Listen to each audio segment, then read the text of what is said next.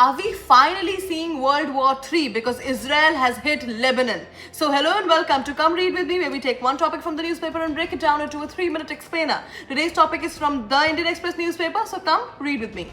Lebanon, Israel strikes key bridges, orders demolitions. Now, President Aoun calls attacks by Israel prelude to ground invasion. See, what exactly is happening? Let us understand in simple words. You all know that Iran, Israel and US war is happening right now, and Israel has attacked a key bridge in southern Lebanon now. And this bridge is near the Litani River, which tends to be one of the very important rivers. And see, this is a very important region. Why? Because Israel also ordered demolition, destruction of houses near the border. Why this has happened? Let us understand that. Israel says it wants to stop Hezbollah, a powerful armed group in Lebanon, from moving weapons and fighters. Now, let us understand the whole background first. Israel and Hezbollah have been enemies for many years now, and Hezbollah is supported by Iran. We all know that. Okay, and the borders area, which is South Lebanon, is already tense and has seen wars before, like the 2006 war.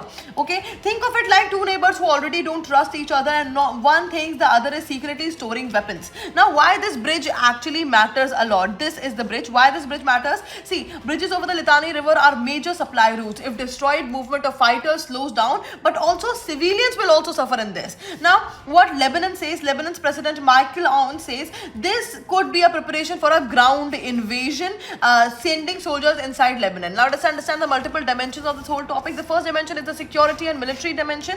Now, Israel targeting infrastructure to weaken Hezbollah, risk of full-scale war. Then there is a humanitarian angle to it. Civilians losing homes, risk of food, medicine shortages if road bridges destroyed. Then there is a geopolitical dimension, which involves multiple players. Israel versus Hezbollah. Iran is directly involved, as you know. Global powers like the US and the EU are watching closely. Now, there's a legal dimension to it, which is international law. Attacking civilian infrastructure is controversial, raises questions under humanitarian law. Lastly, there's an economic dimension, that is infrastructure damage, trade and local economic collapses. Southern Lebanon may be cut off. Now, let us understand the UPSC relevance of this whole topic. This becomes highly relevant for prelims, then this becomes highly relevant for mains, GS paper 2 and GS paper 3, international relations and internal security, and then for GS paper 4 also this becomes important, which is ethics. And that's it for today. Thank you for watching.